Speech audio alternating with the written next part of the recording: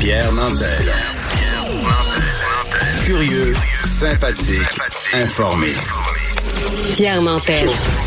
Je vais demander à tout le monde de confesser mes péchés ici parce que je dois vous dire que l'électrification des transports, c'est quelque chose qui me préoccupe beaucoup et qui me préoccupe depuis très longtemps. On avait créé à l'époque au NPD un comité pour s'occuper de l'électrification des transports, puis talonner le ministre des Transports de l'époque, Marc Garneau, parce qu'on croyait que c'était une avenue à suivre. Puis vraiment, j'étais très fier de mon équipe. On poussait ça. On a aussi créé la coalition des élus pour l'électrification des transports sur la Rive-Sud, à laquelle tous les membres, tous les députés provinciaux, enfin, j'haïs dire provinciaux, les députés de Québec et les députés fédéraux s'étaient joints. Il y avait un mouvement pour faire connaître l'électrification des transports avec les gens de l'AVEC, l'Association des véhicules électriques du Québec.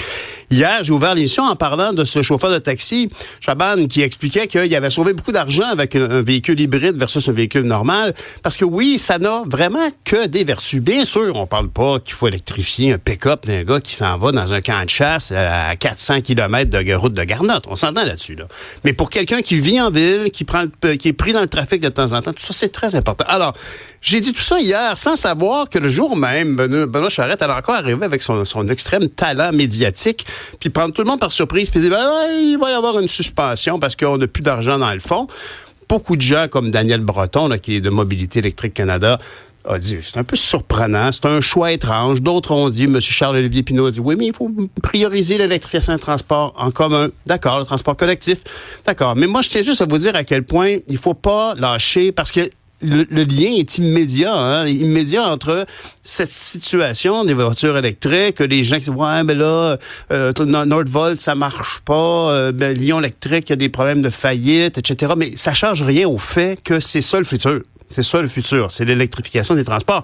Comment on va faire l'électricité? Ben encore une fois, ça peut être du nucléaire, ça peut être du charbon comme à Edmonton, puis à Calgary, ou du gaz naturel, mais ça peut aussi être simplement de l'hydroélectricité, comme la nouvelle entente qui a été renouvelée et pérennisée au niveau de nos coûts électriques du côté de Terre-Neuve. Alors, il n'y a aucun doute que ça comporte des défis.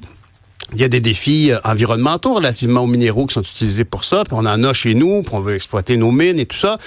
Il y a rien, on fait pas d'omelette sans casser des œufs. Alors, se transporter tranquillement, confortablement dans un véhicule avec du chauffage, un peu de radio, un peu de musique, et arriver à bon port, ben ça se fait pas par magie. Puis on peut prendre un vélo pour faire des tas de trucs. Puis on peut prendre un transport collectif pour en faire d'autres, mais parfois, puis surtout, je pense, la mesure transitoire de mener vers un transport plus écologique, ben c'est bien important. Et le Québec est bien placé pour le faire. Ceci dit, je peux le premier témoigner. Moi, j'habite du côté du parc La Fontaine, dans un quadrilatère constitué par le parc La Fontaine, Saint-Denis, Sherbrooke et Duluth. Il y a 4 bornes publiques. 4 bornes. Alors, imaginez-vous comment c'est la cohue.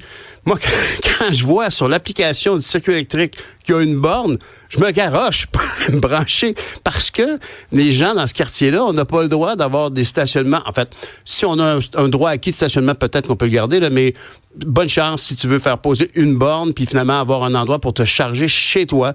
C'est pas possible. Alors, les bornes publiques sont très, très, très utilisées et c'est vraiment problématique parce que je peux vous dire aussi que s'il y a quelqu'un qui arrive avec un Ford Lightning, une espèce de pick-up électrique qui est très vendu, les contracteurs sont très contents d'avoir accès à ça, ça n'a que des vertus. À part le fait que c'est coûteux, là, ça n'a que des vertus. Alors, il faut encourager ça, mais quand un Ford Lightning se présente devant une borne publique, il est là pour longtemps.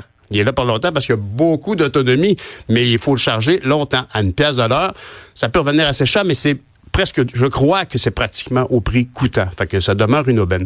Alors, bien évidemment, l'électrification des transports, c'est quelque chose qu'on ne doit pas lâcher. Les fabricants d'automobiles, les vendeurs d'automobiles ont été pris de court, vraiment très, très déçus.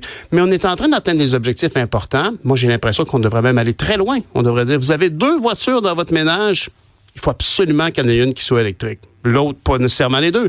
Mais vous pouvez pas avoir 2 véhicules à essence. Honnêtement, c'est des efforts qu'on peut faire. C'est raisonnable. Alors, dans la situation actuelle, je trouve ça important de le rappeler. Puis, l'électrification des transports, c'est un secteur d'avenir. On a les coups des franges là-dessus. On peut avancer. Faut pas se laisser arrêter par des poches d'air comme on vit chez Nordvolt et chez Autobus Lyon. Merci.